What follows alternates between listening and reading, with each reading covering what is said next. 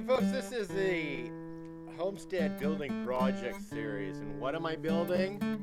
Well, I'm finally finishing up my backyard fence today. Stay tuned. I'm going to share with you guys how I'm thinking inside the box, having shallow soil for fence posts. We'll be right back.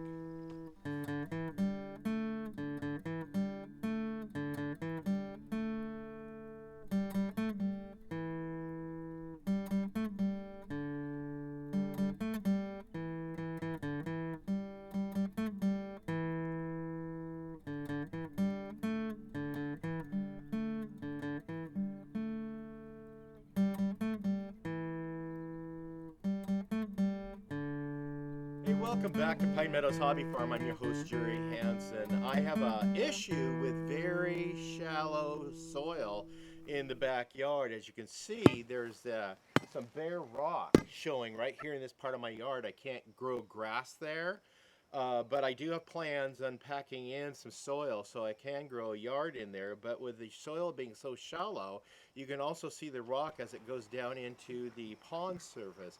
And yeah, it's very shallow, and there's no way I could drill through this rock to mount a T-post for my garden fence. So what I'm going to have to do is think inside of the box, not outside the box. So what I'm going to do is I'm going to dig a hole right down to the rock surface and expose that rock surface down there, and I'm going to use a cardboard box as a form, measure it out with my tape measure. We're just going 10 feet 4 inches because I want the post evenly spaced across the backyard. And then I'm going to go ahead, take my T-posts, set them aside. I've painted them, or pre-painted them, and then I'm going to fill the box part way with cement, put my post in, get my post all level, wet the cement down as I go along, and fill it up, top it off, wet it down, keep adding layer water, and then we'll let it set for a couple of days to cure. I've got 4 posts I need to set, and now they're all set and ready to go. What I do is I use this kite string. I'm going to run a string along the bottom of my post from post to post, and a string at the top from post to post. That way I know exactly where my T-post is going to go, because my fence is going to be affixed to that side of the 4x4 wood post and the gate post. Now that I got all 4 of my posts in and set, I let the cement cure and dry for 2 days because I want it good and soft. And in some places, the cement actually glued that little form to the base of the rock that which it sets, so it gives it more rigidity and stability. Now the fence will keep the posts from going back and forth like this. I just needed the post to keep from going back and forth like this, and so that's what those cement footing blocks are, and that's why I positioned the cardboard boxes that way. Now as you can see, I left my old fence up. This is my temporary fence because that's all the material I had. When I bought the farm, we were working on a very tight budget, trying to piece everything together. So there was field fencing left over and chicken wire. It's just enough to keep the deer out of the backyard until something tears the fence down, which has happened from time to time. So now I'm putting my permanent fence up. It's going to be this high. You can see the string up there. That's the top of the fence. Now, to secure the posts even more, I've got these 3/4 inch conduits. I purchased 6 of them, and they're going to run across the top with some extra footage left over, but we're going to fix these to the top of the post, and the top of the fence will wire to the top of that rebar or that conduit to give it some strength and rigidity and give the deer an idea that it's too high to jump over. Also, it gives my grapevines something to grow along as it grows along the top of the fence. And that's going to add some really nice ambience. So now I just got to paint these conduit, and then I've got 1/2 inch piece of conduit. Now conduit comes in 10-foot lengths, and since I have 6 pieces going across that I have to secure end for end. I'm going to slide this 1/2 inch conduit inside of the 3/4 inch conduit, but I'm going to cut this one piece down to 2 feet sections. I can get 5 2-foot sections out of this 10-foot long conduit as a sleeve or as a connector for inside. I didn't want a connector on the outside because I didn't want it to look uneven. And then we're just going to go ahead and use wire to wire it tightly and securely to the tops of these poles. So now that those are painted and dried, I'm going to go ahead and cut this one with my jigsaw in the 2-foot lengths. And then I have these very special screws. These are self-tapping metal screws I purchased that will be going in. I'm going to go ahead and use my tools. We'll demonstrate. Watch. Now before I paint these, I selected a hunter green spray paint. I'm going to take some sandpaper and we're just going to sand the surface down, roughen it up, get it cleaned off. I'm also going to make sure that all these labels are scraped off. I'm just going to use my pocket knife to scrape it off. And then the sandpaper should remove all the residual and we can just paint these. Let them dry.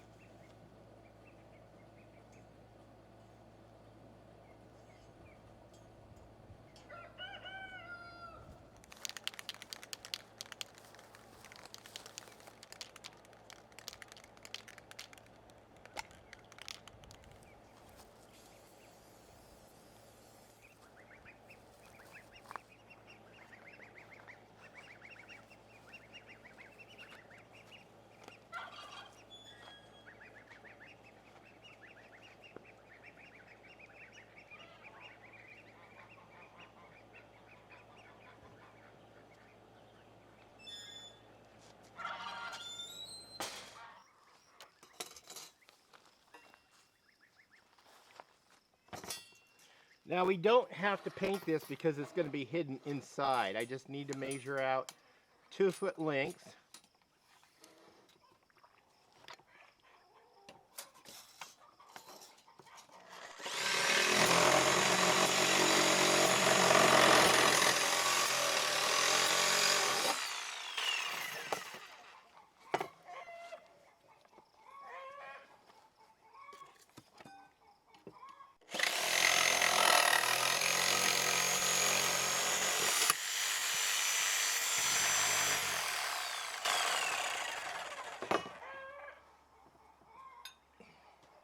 Using my fence as a support for this 10-foot long 3/4 inch conduit, I'm going to go ahead and rest the other side up here on the table.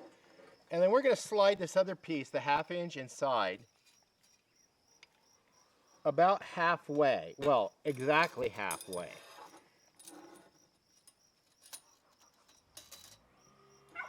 We're just going to go 1 foot in. I'm going to start my hole.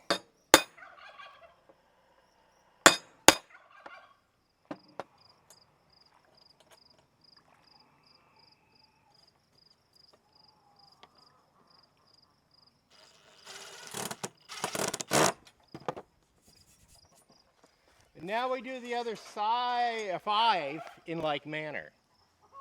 Okay, now I'm just going to put my first piece up, rest it on top of that pole, and I got my string line already out, so we're going to put it here.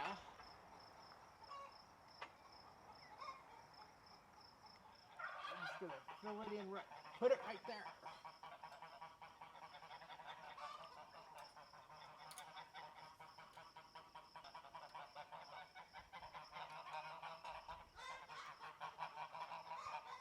And that'll hold it in temporarily. I have these 3/4 inch straps that I'm going to screw the end of the pole into the top of that post. So I'm going to do that now.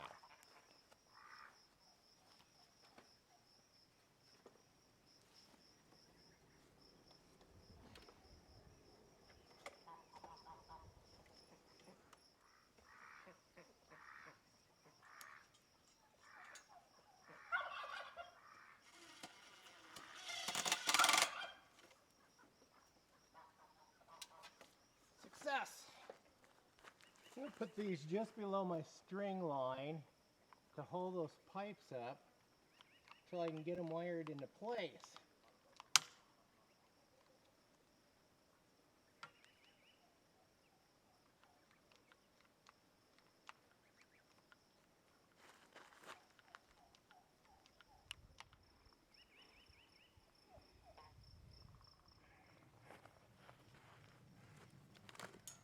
Okay, I take this off.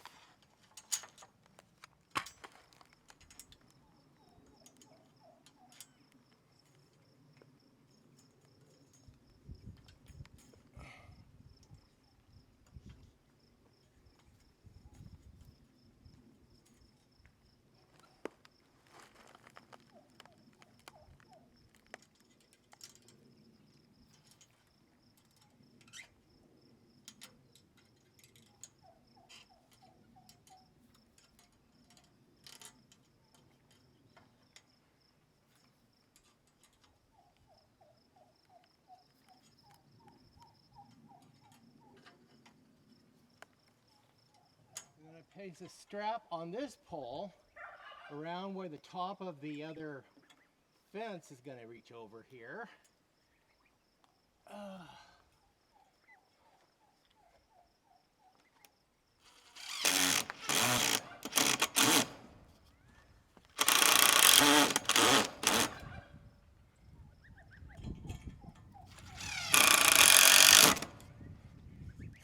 And then we'll trim the edge, this extension off, because I have another spot for the rest of this. I'll show you.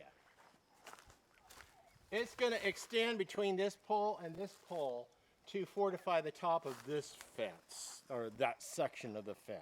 Well, this completes part one of thinking inside the box of putting fence posts in shallow soil to help keep a fence up. In part two, we're going to go ahead and wire the fence in and also do something along the bottom of the fence that keeps smaller critters out of my yard. But this will be effective at keeping deer out of the yard. And don't worry about the tops of the poles. I've considered cutting them off with a metal blade saw. But then I've got another interesting project I'm going to use the tops of those for. Stay tuned for that. Yeah, I'm a little bit eccentric and I really want to make things look cool. This is going to be cool. So stay tuned for part two. I'm your host, Jerry Hansen. This is Pine Meadows Hobby Farm, building a shallow soil fence post, erecting a fence. Please subscribe, click that bell icon, that alerts you to new videos as I upload them. Give us a thumbs up, share our videos on your social media platforms. Remember, be safe, always be kind. We'll see you guys in part two. Bye-bye now.